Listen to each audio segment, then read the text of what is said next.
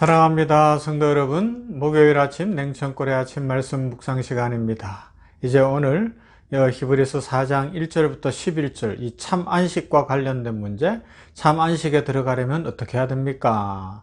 믿음은 무엇이고 순종은 무엇이며 책임은 무엇입니까?를 또 다른 각도에서 이야기한 내용들 마무리해 보십시다.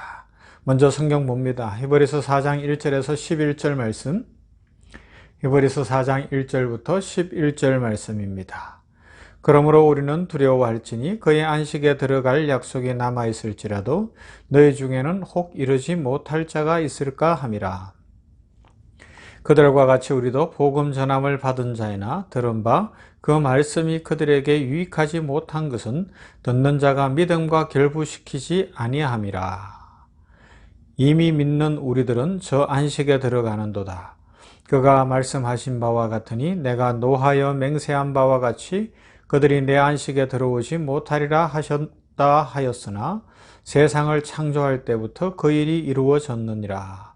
제7일에 관하여는 어딘가에 이렇게 일렀으되 하나님은 제7일에 그의 모든 일을 쉬셨다 하였으며 또 다시 거기에 그들이 내 안식에 들어오지 못하리라 하였으니 그러면 거기에 들어갈 자들이 남아있거니와 복음 전함을 먼저 받은 자들은 순종하지 아니함으로 말미암아 들어가지 못하였으므로 오랜 후에 다윗의 글에 다시 어느 날을 정하여 오늘이라고 미리 이같이 일렀으되 오늘 너희가 그의 음성을 듣거든 너희 마음을 완고하게 하지 말라 하였나니 만일 여호수아가 그들에게 안식을 주었더라면 그 후에 다른 날을 말씀하지 아니하셨으리라.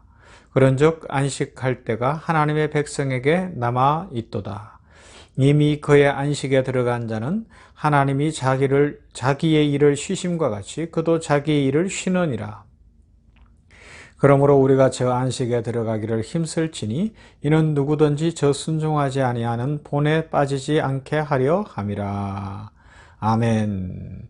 참 안식의 문제, 2절이 참 중요한데요. 그들과 같이 우리도 복음 전함을 받은 자이나 들은 바 그 말씀이 그들에게 유익하지 못한 것은 듣는 자가 믿음과 결부시키지 아니함이라.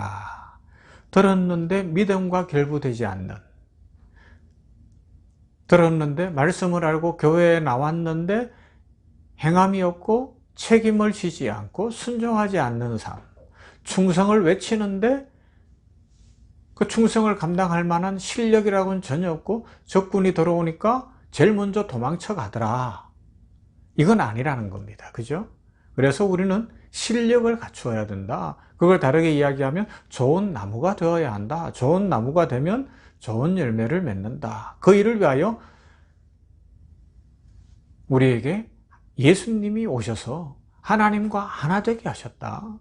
하나님이시지만 예수님도 우리를 하나님과 하나가 되게 하시기 위하여 친히 사람으로 오시고 십자가를 지셔서 그 고난을 통하여 순종함을 실천하셨고 완성하셨으니 우리 믿는 자들도 그 길을 가라 말씀하고 있습니다.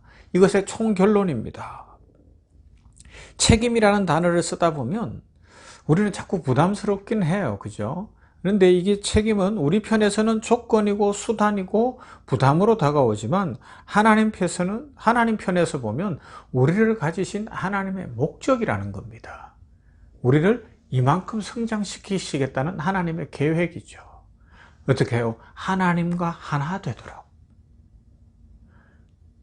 우리가 사람들과도 하나가 되기 위해서는 어쩔 수 없이 수준을 맞춰야 되잖아요. 수준을 맞춘다는 것이 차별을 둔다는 것이 아니고 성장해서 변화되어야 하는 거예요. 그죠? 그렇게 하나님의 자녀, 영접하는 자, 곧 그 이름을 믿는 자들에게는 하나님의 자녀가 되는 권세를 주셨다고 했으니 자녀가 되어서 하나님의 축복의 상속을 누릴 수 있는 상속권을 받을 수 있는 자리까지 하나 되는 자리까지 우리가 성장해야 된다는 거예요. 높아지고 수준이 달라져야 된다는 거죠.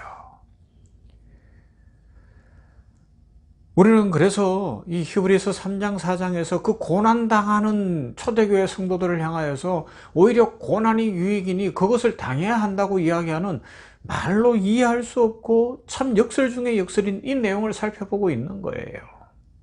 오늘 너희가 주의 음성을 듣거든 너희 선조들이 머리바에서 한 것 같이 완악한 마음을 가지고 거역하지 말아라. 그들은 그렇게 하는 바람에 광야에서 다 죽어나갔다. 누가 죽었느냐? 애굽에서 나온 자들은 다 죽었다. 너희는 그러지 말라. 이것을 보면 굉장히 무서운 경고예요. 자, 그런데 히브리서 3장과 4장에 여러 번 반복하여 인용한 시편 95편을 한번 봅시다. 먼저 8절부터 11절. 너희는 무리바에서와 같이 또 광야의 마사에서 지냈던 날과 같이 너희 마음을 완악하게 하지 말지어다. 그때에 너희 조상들이 내가 행한 일을 보고서도 나를 시험하고 조사하였도다. 내가 40년 동안 그 세대로 말미암아 근심하여 이르기를 그들은 마음이 미혹된 백성이라 내 길을 알지 못한다 하였도다. 그러므로 내가 노하여 맹세하기를 그들은 내 안식에 들어오지 못하리라 하였도다. 이 말씀만 보면 엄청난 경고이죠. 그죠? 그런데 그 앞으로 가서 1절부터 다시 보면 이렇게 되어 있어요. 오라 우리가 여호와께 노래하며 우리의 구원의 반석을 향하여 즐거이 외치자. 우리가 감사함으로 그 앞에 나아가며 시를 지어 즐거이 그를 노래하자.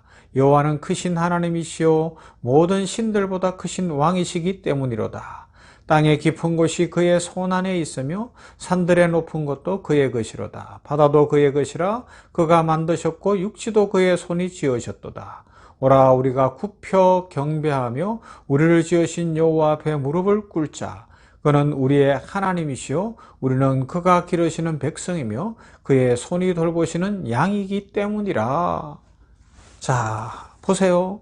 너희는 오늘 그의 음성을 듣거든 거역하지 말아라. 이런 맥락에서 이어지는 경고 잘 생각해 보세요.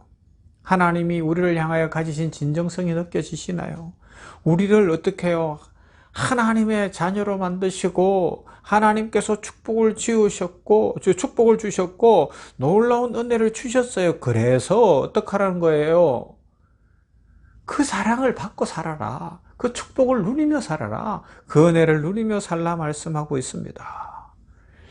우리가 겪는 고난 속에서 오늘이라는 현실 속에서 하나님이 우리를 통하여 무엇을 하시기를 원하시고 무엇보다도 우리를 무엇으로 만들어내시고자 하시는지 그 진정성을 깨달으라는 겁니다.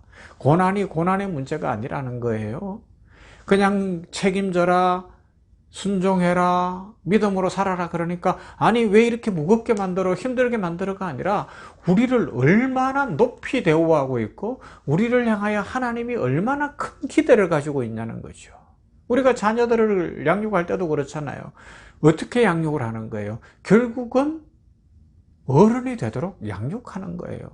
어른이 되어서 삶을 풍성하고 복되게 살아갈 수 있는 기대가 있는 거예요. 그래서 사랑합니다. 사랑하는데 사랑하지만 때로는 훈육이 필요한 것이고 또 혼을 내는 일이 있는 것이고 그런 거와 마찬가지예요.